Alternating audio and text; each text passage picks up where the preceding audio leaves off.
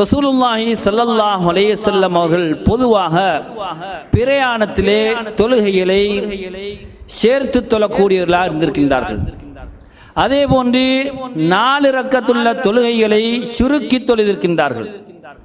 பொதுவாக ரசூலுல்லாஹி ஸல்லல்லாஹு அலைஹி வஸல்லம் அவர்களுக்கு மார்க்கத்திலே ஒரு சலுகை கொடுக்கப்படும் என்றால் அந்த சலுகைகளை அனுபவிப்பதை, அதை செய்வதை அவர்கள் விரும்பி இருக்கின்றார்கள். நபியலார் ஸல்லல்லாஹு அலைஹி வஸல்லம் அவர்களுக்கு 2 விடயத்தில் ஏதாவது ஒன்றை செய்யுங்கள் என்று சம்மத பொருத்தம் தெரிவு கொடுக்கப்பட்டால் அவர்கள் அந்த 2லும் இலேசானதை தெரிவு செய்வார்கள் என்று நாங்கள் ஹதீஸ்களிலே பார்க்கின்றோம். அதே போன்று ஒரு மனிதனுக்கு இது போன்ற பிரயாணங்களிலே இன்னும் வேறு சில சந்தர்ப்பங்களிலும் கொடுக்கப்படக்கூடிய சலுகைகளை மனிதன் செய்வதை, அதை பாவிப்பதை அல்லாஹ் தஆலா விரும்புகிறான்.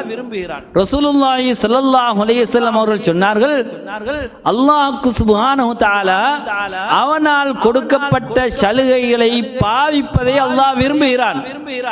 அல்லாஹ் தடை செய்த பாவங்களை செய்வதை அல்லாஹ் வெறுப்பது போன்று அல்லாஹ் கொடுத்த சலுகைகளை, இலேசுகளை செய்வதையும் அதை அனுபவிப்பதையும் அல்லாஹ் தஆலா விரும்புகிறான் என்று நபியலார் ஸல்லல்லாஹு அலைஹி வஸல்லம் அவர்கள் சொன்னார்கள். எனவே அன்பார்ந்த இஸ்லாமிய சகோதரர்களே, ஒரு அடிப்படையை நாங்கள் புரிந்து கொள்ள வேண்டும். ஒரு பிரயாணம் சென்றால் அங்கே எமக்கு இருக்கக்கூடிய ஒரு சலுகை இந்த 4 ரக்கத்துள்ள தொழுகையை 2 ரக்கத்தா சுருக்கி தொழுவது. அதே போன்று 2 நேர தொழுகைகளை லுஹுர், அஸ்ர், அதே போன்று மக்ரிப், இஷா போன்ற தொழுகைகளை சேர்த்து தொழுவது, இதெல்லாம் பயணத்திலே வரக்கூடிய சலுகைகள். இந்த சலுகைகளை ஒரு பாவமாவோ குற்ற உணர்வோடோ பார்க்க கூடாது. இது அல்லாஹ் தஆலா விரும்பக்கூடிய ஒரு விடயம். அல்லாஹ் இதை செய்யும் போது அல்லாஹ் விரும்புகிறான் என்பதை நாங்கள் மனதிலே கொள்ள வேண்டும். சிலர் பிரயாணத்திலே சுருக்கி தொழுவதற்கு பயப்படுவார்கள். எமக்கு பூர்த்தியா தொழ முடியுமா இருக்கும் போது, சேர்க்காமல் தனித்தனியா தொழ முடியுமா இருக்கும் போது ஏன் நாங்கள் சேர்த்து தொழ வேண்டும், ஏன் சுருக்கி தொழ வேண்டும் என்று கேட்பார்கள். அன்பார்ந்த இஸ்லாமிய சகோதரர்களே, அல்லாஹ் தஆலா மார்க்கத்திலே ஒரு சலுகையை தந்துவிட்டான் என்றால் அந்த சலுகைகளை நாங்கள் அனுபவிப்பதை அல்லாஹ் விரும்புகிறான் என்பதை நாங்கள் முதலாவதாக பதிந்து கொள்ள வேண்டும்.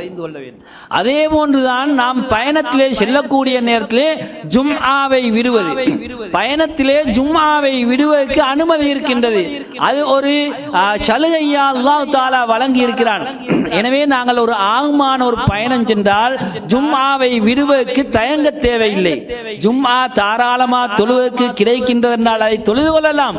ஆனால் ஜும்ஆவை பிடிக்க வேண்டும் என்பதற்காக வேண்டி நாங்கள் எமது வேலைகளை சுருக்கிக் கொள்ள தேவையில்லை.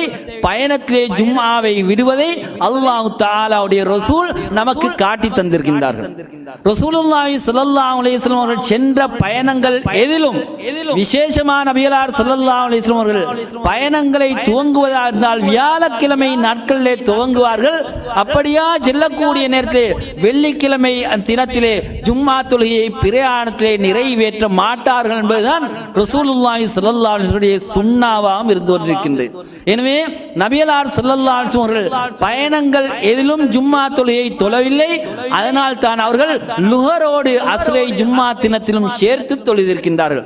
அன்புக்குரிய இஸ்லாமிய சகோதரர்களே, எனவே ஜும்ஆ தொழுவதற்கு நமக்கு சந்தர்ப்பம் கிடைத்தால் அதை தொழுது கொள்வதிலே பிழை இல்லை. ஆனால் விடுவதற்கு தாராளமா அனுமதி இருக்கின்றது. அதே போன்றுதான் ஒரு பிரயாணி, அந்த பிரயாணிக்கு அல்லாஹ் தஆலா நோன்பை விடுவதை ஒரு சலுகையாக விட்டிருக்கின்றான். அந்த சலுகையை பாவிப்பதை அல்லாஹ் விரும்புகிறான். எனவே ஒரு பயணத்திலே நோன்பு விடுப்பது கஷ்டமாக இருந்தால் அதை சங்கடமாக பார்க்க தேவையில்லை. நமக்கு அந்த நோன்பை விட்டுவிட்டு வேறொரு நாளையிலே கதா செய்வதற்கு அனுமதி இருக்கின்றது என்பதை நாங்கள் தாராளமாக புரிந்து கொள்ள வேண்டும். அன்பார்ந்த இஸ்லாமிய சகோதரர்களே, எனவே ஒரு மனிதன் ஒரு பிரயாணத்தை மேற்கொள்ளும் போது அவன் அந்த ஊருடைய எல்லையை தாண்டும் போது அந்த தொழுகைகளை சுருக்கி தொழுவதற்கும் அதே போன்று சேர்த்து தொழுவதற்கும் அவன் அனுமதி பெறுகிறான். ரசூலுல்லாஹி ஸல்லல்லாஹு அலைஹி வஸல்லம் சொன்னார்கள், ஆயிஷா ரலியல்லாஹு அன்ஹா அவர்கள் அறிவிக்கிறார்கள், அல்லாஹ் தஆலா தொழுகையை ஆரம்பமாக கடமையாக்கும் போது பயணத்திலும் ஊரிலும் 2 ரக்காத் தான் அல்லாஹ் தஆலா கடமையாக்கினான். பயணத்திலே அல்லாஹ் தஆலா அவ்வாறே வைத்தான்.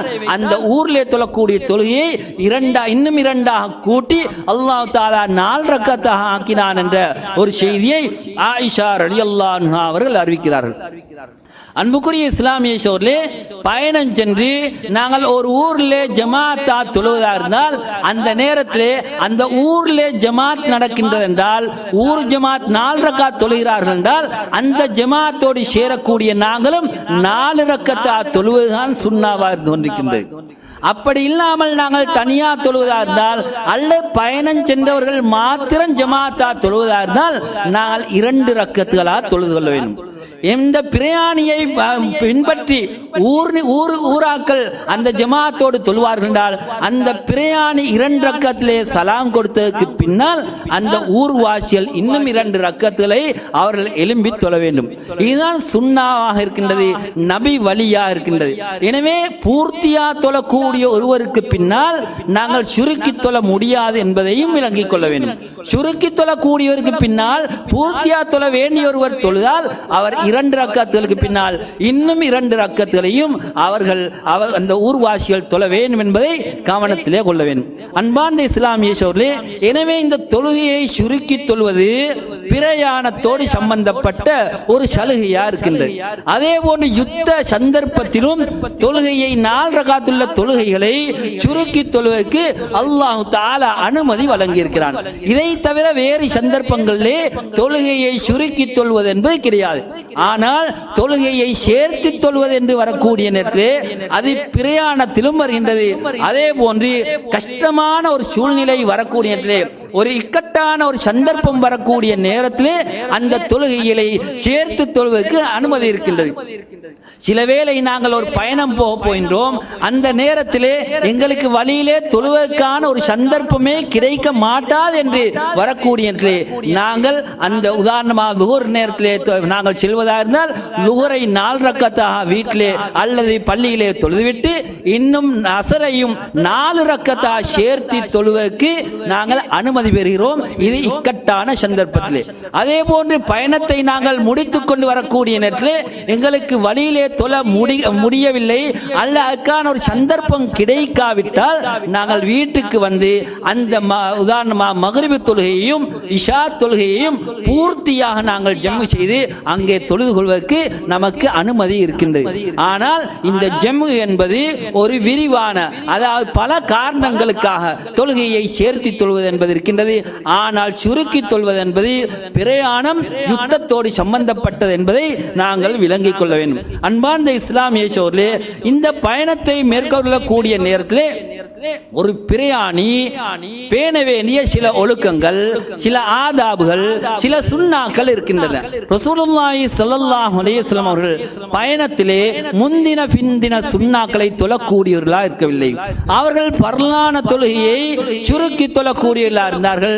இதே நேரத்திலே லுஹருடைய முந்தின பிந்தின சுன்னாக்கள் அல்ல அஸ்ருடைய முந்தின சுன்னாக்கள், மக்ரிபுடைய முந்தின பிந்தின சுன்னாக்கள் அல்ல இஷாவுடைய முந்திய பிந்திய சுன்னாக்களை தொழக்கூடியவர்களாக இருக்கவில்லை.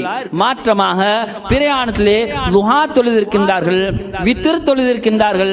அதே போன்று சுபூடைய முந்தின சுன்னாவை விடுபடாமல் தொழுதிருக்கின்றார்கள். இதை தவிர அவர்கள் ரவாத்திப் என்று சொல்லப்படக்கூடிய தொழுகைகளை அவர்கள் சுன்னாக்களை தொழக்கூடியவர்களாக இருக்கவில்லை என்பதை நாங்கள் நபிகளாருடைய சுன்னாக்களை பார்க்கும் போது நாங்கள் விளங்கக்கூடியதாக இருக்கின்றது.